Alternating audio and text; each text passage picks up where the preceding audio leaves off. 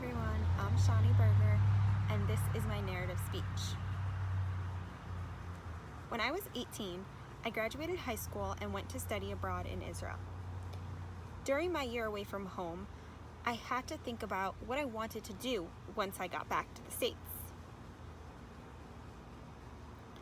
Since I'm from Michigan and felt pretty out of things for most of my life, I decided that I would move to New York City to attend college that fall.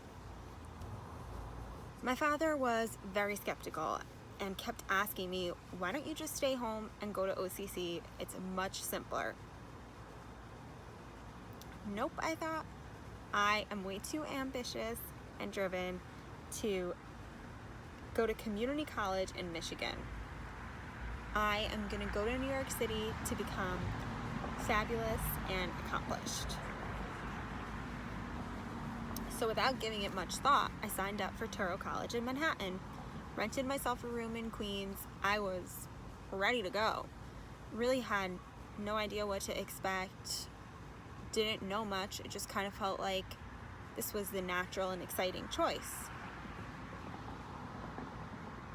Why Touro? Because most of my friends were going there. A lot of the girls from my school in Israel were going there.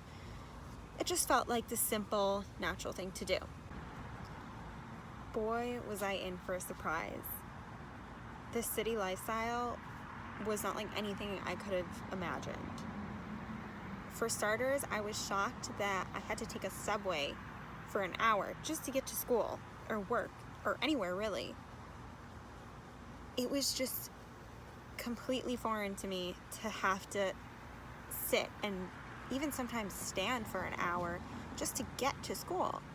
By the time I got there, I felt like I endured an entire ordeal and I needed like a full night's sleep to recover just from the subway ride. I mean, if you've been there, you know, the subways are hectic to say the least. But I eventually got used to that and I drink a lot of espresso, which brings me to Starbucks. When us Michiganders think about Starbucks, we probably think of a nice, quiet cafe, really cute place to get some homework done, focus, chill out. It's a place to go to get away from all the noise and to just get stuff done, right? So that's what I was thinking when I pulled up to the Starbucks in Queens, and I was highly confused because when I walked into that Starbucks, there was club music playing, like literal club music. So I was like, it was 2 p.m. on a Sunday. I was like, what's going on here? Like, where's the classical music? I mean, I couldn't hear myself talk. The baristas were getting down behind the counter, like just fully like just having a party. And it was pretty loud. So I was like, okay, you know what? I'll just find myself a table, put in my headphones. It'll be okay. Too much to ask, apparently. Nowhere to sit. Packed. Literally not a seat available. So I order my drink and standing there waiting for a table to open up. Finally, a table opens up and I go and sit there.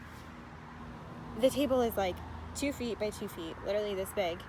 And so I'm like making some like cost benefit analysis, like what should I have on my table? Like, do I need my binder and my laptop? Can I just make it work with my laptop? Can I just make it work with my binder? Because like clearly nothing's fitting here.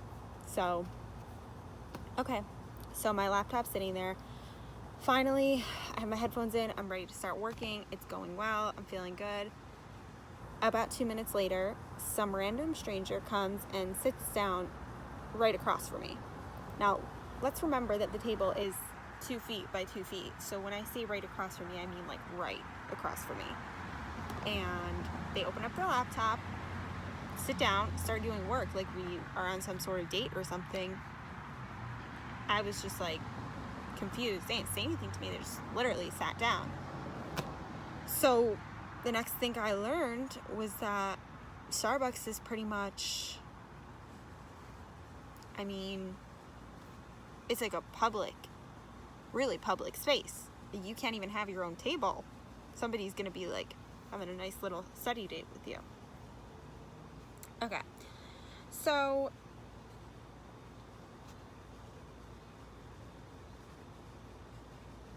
yeah, I thought I had seen the craziest part of Starbucks, but every time I went there, it was another experience.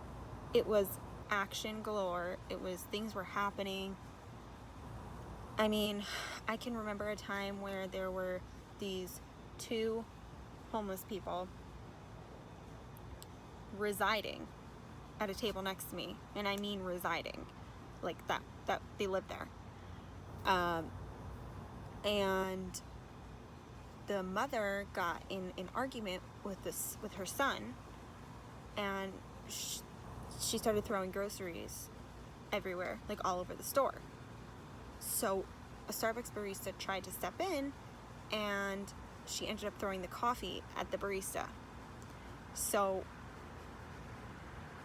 I mean, I just wasn't used to all this action. To me, Starbucks is just like a place to study, not a place to go see, like, you know, what local arrests are happening. You know, the police are in and out, people are fighting, families are being broken up, purses are being stolen. It's all happening at the local Starbucks in Queens.